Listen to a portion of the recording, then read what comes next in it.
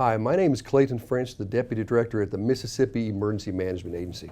I'd like to spend the next 15 minutes with you talking about the Public Assistance Grant as it relates to the COVID-19 pandemic.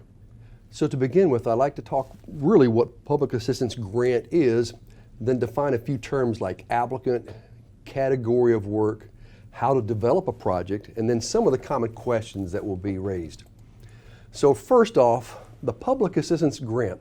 It is supplemental financial assistance to state and local governments and certain private nonprofit organizations for response and recovery activities required as a result of a federally declared disaster. For this event, the federal share is 100% cost.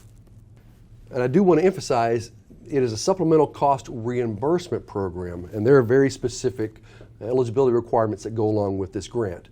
The FEMA share of eligible costs will be awarded to the state, and the state, as the recipient, will disperse those to the applicants.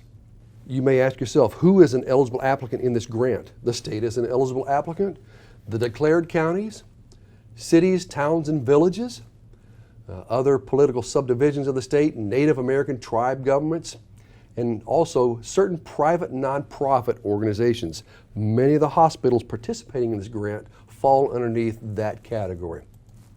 So that private nonprofit, to be that eligible applicant under that category, that private nonprofit must show that it has a current ruling from the IRS granting tax exemption under 501c, D, or E, or the Internal Revenue Code of 1954, or documentation from the Mississippi Secretary of State substantiating it is a non-revenue producing nonprofit entity doing business under the state.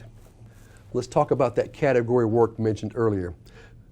According to this disaster, FEMA is authorized to provide public assistance funding for emergency work. Emergency work is that which saves lives, protects public health and safety, also protects improved property, and also eliminates or lessens an immediate threat of additional damage. For COVID-19, FEMA may provide assistance for emergency protective measures, but not limited to the following slides. So if these costs are not funded by the U.S. Department of Health and Human Services, the Center for Disease Control and Prevention, or other federal agencies, FEMA funding can be available. Some of those costs: training specific to that declared event, disinfection of eligible public facilities, also technical assistance to state, tribal, and local governments or emergency management, and control of immediate threats to public health and safety. Non-deferrable medical treatment of infected persons in a shelter or temporary medical facility may be eligible. Also, temporary medical facilities and or enhanced medical hospital capacity for treatment when existing facilities are reasonably forecasted to become overloaded are also eligible. Use of specialized medical equipment is eligible. Medical waste disposal related to COVID can be eligible. Also, emergency medical transport of COVID-19 or suspected cases. Medical staffing. I want to dwell just a few minutes on medical staffing. There are certain things that I want to highlight in the FEMA policy. For instance, policy 104-010-04, where it says certain labor costs associated with medical staffing providing treatment to COVID-19 patients may be eligible. It's not automatically eligible, but it may be eligible as outlined below. And the next highlight I have below is straight time, overtime, and other necessary costs for contract medical staff providing COVID-19 patients may be eligible for reimbursement under this grant. The next FEMA policy is policy 104-21-0004. And once again, the highlighted portion says medical care related to treatment of non-COVID-19 illness or injury in a primary medical care facility is not eligible. So that is the differentiating fact with reimbursement with this program, is whether or not the medical staffing that is contracted is treating COVID-19 patients may be eligible, but if it's treating non-COVID patients, it is not eligible for reimbursement. There's some other areas in this Category of work, communications of general health and safety to the public may be eligible. Search and rescue may be eligible, and also reimbursement for overtime when an applicant uses their own labor force for eligible work. There are some restrictions that do apply. So, how do you get started in this grant? And this grant is labeled FEMA-4528. So for Mississippi, it's 4528. So to participate in this, you must first apply to become an applicant in the FEMA grants portal. And you can register at the https://grantee.fema.gov, and the screen on the right will appear.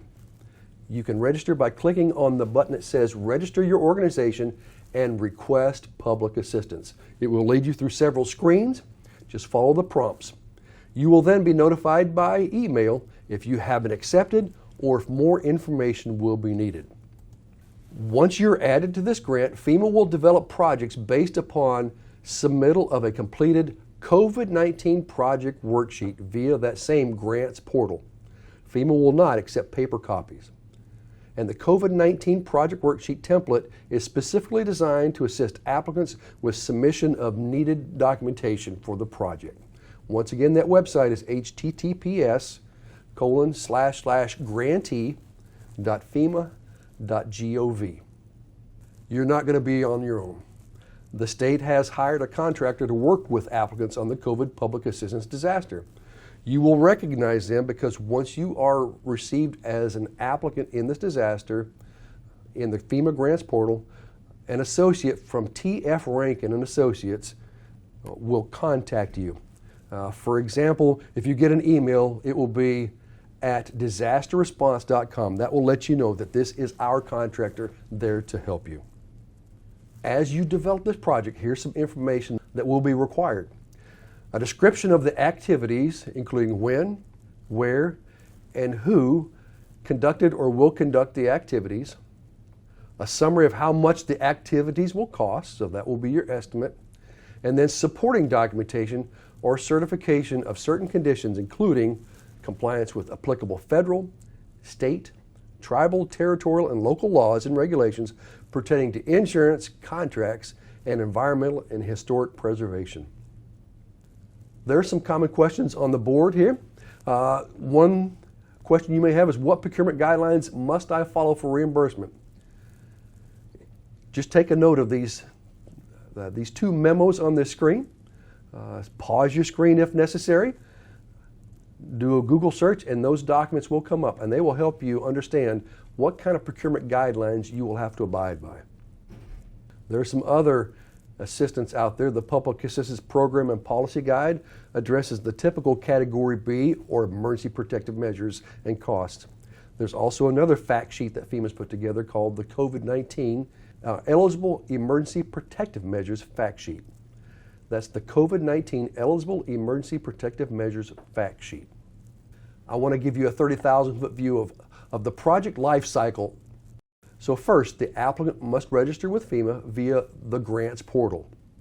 Once accepted, the applicant develops projects and then submits those to FEMA through the FEMA grants portal. FEMA then reviews and obligates the project based on the estimates. FEMA will make funding available to the state, and MEMA in particular makes funding available to applicants with specific documentation that will be relayed with our contractor. The applicant provides all documentation whenever the work is complete, that is invoices, canceled checks, procurement documentation.